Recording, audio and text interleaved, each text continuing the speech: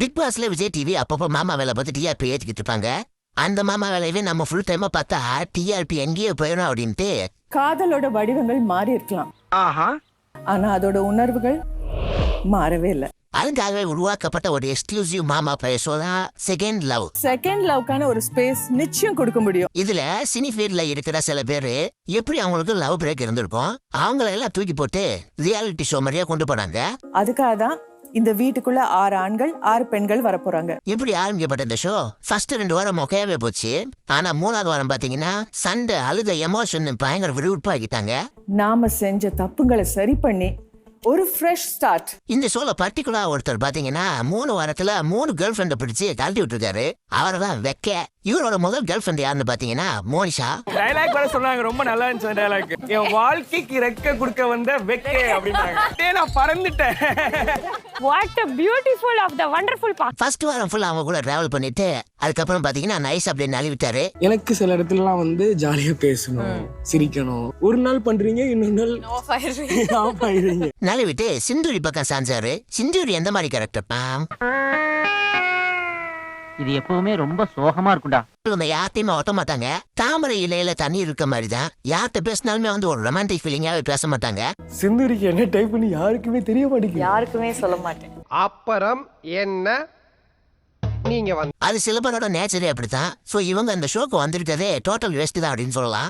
எனக்கு வந்து நம்பிக்கையே இல்லை, நீ யாரையோ ஓகேன்னு போடுவேன் பாருங்க. சோ 2வது ஆளையும் வெக்கேந்திர வந்து கழட்டி விட்டாரு. அதுக்கப்புறம் 3வதா பிரியங்காவை பிடிச்சாரு. பிரியங்கா வந்து என்ன மாதிரி கேரக்டர்னா, என்னை பத்தி சொல்லணும்னா மாடல் ட்ரெஸ்ல இருக்க ட்ரெடிஷ்னல் பொண்ணு, ட்ரெடிஷ்னல் ட்ரெஸ்ல இருக்க மாடர்ன் பொண்ணு. ஜாலியாவே தான் இருப்பாங்க, சிரிச்சுட்டே தான் பேசுவாங்க. ஆனா சண்டேன்னு வந்துட்டா மட்டும் ஒரு சைக்கோ மாதிரி காத்த ஆரம்பிச்சிருவாங்க. டிராமா, அந்த டிராமா நான் இல்லைங்க. யாரு சொல்றாங்க? இது கொஞ்சம் கலண்ட மாதிரியே அலையுண்டா. பிரியங்காட்ட போய் வாண்டடா பேசி பேசி கரெக்ட் பண்ணி வச்சிருந்தாரு. ஸ்வீட் வந்து உனக்கு கிவ் டு பிரியங்கா. அதுக்கப்புறம் பாத்தீங்கன்னா பிரியங்கா ஒரு இடத்துல பொசசிவ் ஆகி ஒரு சின்ன ஆர்கியூமெண்ட். தெரியும், தெரிஞ்சதுக்கு அப்புறம் அப்ப இவங்க சொல்லும்போது உன் வாய் எங்க போச்சு? நாங்க மேனிபுலேட் பண்ணல. நன்றி. எல்லாரும் பண்றீங்க. ஒரு மினி சைஸ் சண்டை அப்படினே சொல்லலாம். நீங்க பண்ற டிராமால நாங்க இல்ல. Okay, shut up. அந்த விஷயம் நடந்ததுக்கு அப்புறம் பாத்தீங்கன்னா பிரியங்காவே வந்து சாரி கேக்குறாங்க, அது கூடு அப்படின்னு சொல்றாங்க. சரி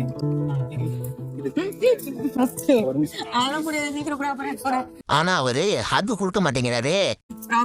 புரிஞ்சுக்கோ, சத்தியமா புரிஞ்சுக்கோ. உனக்கும் எனக்கும் செட்டே ஆகாதுன்னு. So let's break up. இது வேலைக்கு ஆகாது. வேணாம் தானே சொல்ல வர. என்னது ஒரு பொண்ணு கெட்டிப்பிடிக்க சொல்லி கூப்பிடுது, இவன் கெட்டிப்பிடிக்க வேணாங்கிற அப்படின்னு பார்த்து நமக்குலாம் ஆச்சரியமா இருக்கு. அதுக்கு அவர் என்ன சொல்றாருன்னா, I'm not mature enough to handle you.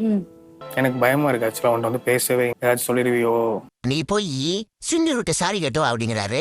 நீ என்கிட்ட ஷார்ட் அவுட் பண்றதுக்கு முன்னாடி அவள்கிட்ட ஷார்ட் அவுட் பண்ணிருக்கணும். This is too much, Vicky. இத கேட்டதும் டோட்டல் பிரேக் ஆயிட்டாங்க பிரியங்கா.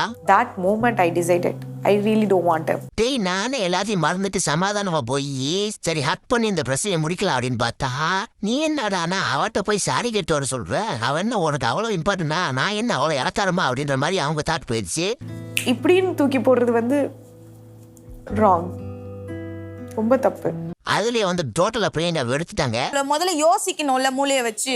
அவன் அங்க உட்கார்ந்து பேசிட்டு இருக்காண்டி, அவனுக்கு புரியவே மாட்டேங்குது என்ன கான்வர்சேஷன்னு. உடஞ்சு போயிட்டாங்க. சோ வெக்கையோட 3வது லவ்வும் பிரேக்கா போயிடுச்சு. இது லவ்னு சொல்ல முடியாது, சும்மா வந்து ஆழம் பாக்குறாரு. ஆழம் பார்த்துட்டு சரியால அப்படின்னோன்னா அப்படியே ஒய்ங்கிறாப்புல. இவரோட அந்த 3வது காதல் தான் ரொம்ப எமோஷனல் அண்ட் அழுவிய கலந்ததா இருக்கு. வெக்கே அடுத்து யாரை ட்ரை பண்ண போறாருன்னு தெரியல. இந்த ஷோல 2 வாரத்துக்கு ஒருக்காதான் ஒரு எலிமினேஷன் இருக்கும் போல. அப்படி பார்க்கும்போது ஃபர்ஸ்ட் 2 வாரத்துல யார்த்தையுமே ஒட்டாம வந்து அசீம் எலிமினேட் ஆனாரு. அவங்க கூட சேர்ந்து ஈரன் அப்படிங்கிற ஒரு ஆன்டியும் போனாங்க. அதுக்கப்புறம் பாத்தீங்கன்னா ராஜான்னு ஒருத்தவர், அவரும் பல பேர்த்திட்ட கடலை போட்டு பார்த்தாரு. ஒண்ணுமே ஒர்க் அவுட் ஆகல. ராஜா எலிமினேட் ஆயிட்டாரு. அசீம் சாதாரணமா போகல, எல்லாத்தையும் வந்துட்டு பிக் பாஸ் வீடு மாதிரி நினைச்சு ஸ்ட்ரெயிட் ஃபார்வர்டா பேசுவாங்க, பின்னாடி பேசுவாங்க போல. நான் பின்னாடி பேச மாட்டேன். நான் பிரியங்காவை கேக்குறேன். எப்படி வாழ முடியும்? வாழ முடியுமா? யாராச்சும் ஒரு குறை சொன்னா காச்சு மூச்சுன்னு கத்தி அதை பிரச்சனையாக்கி இந்த மாதிரி எப்படிக்கிட்டு இருந்தாரு. Who are you? I am nobody. I will tell to ma'am or I'll just walk out. அந்த காரணத்தினால முதல் ஆள எலிமினேட் ஆனது Azeem. Thank you so much ma'am. Thank you. Bye guys. Bye bye bye. Bye ma'am. இப்ப வெக்க 3 வாரத்துல 3 பேர்த்த காட்டி விட்டுருக்காரு. 3வது வாரத்துல அவர் ஹெல்மெட் ஆகல. சோ 4வது வாரத்துல எத்தனை பேரை கரெக்ட் பண்ணுவாரு, என்னென்ன பண்ணுவாரு அப்படின்னு ஒரு ஆர்வம் இருக்கு. பிக் பாஸ் மாதிரியா வச்சு இதை நடத்துறதுனால இதை ஒரு மினி பிக் பாஸ் அப்படின்னு சொல்லலாம். இருந்தாலும் பிக் பாஸ் அளவுக்கு இதுல சுவாரஸ்யமே இல்ல. ஏன்னா இதுல பண்ண போறது எல்லாமே வந்து லவ் அண்ட்லி. இப்படி 3 வாரத்துல 3 பேர்த்த காட்டி விட்ட வெக்கையை பத்தி என்ன நினைக்கிறீங்க அப்படின்னு உங்களோட கருத்துக்களை கமெண்ட்ஸ் தெரிவிங்க. நன்றி, வணக்கம்.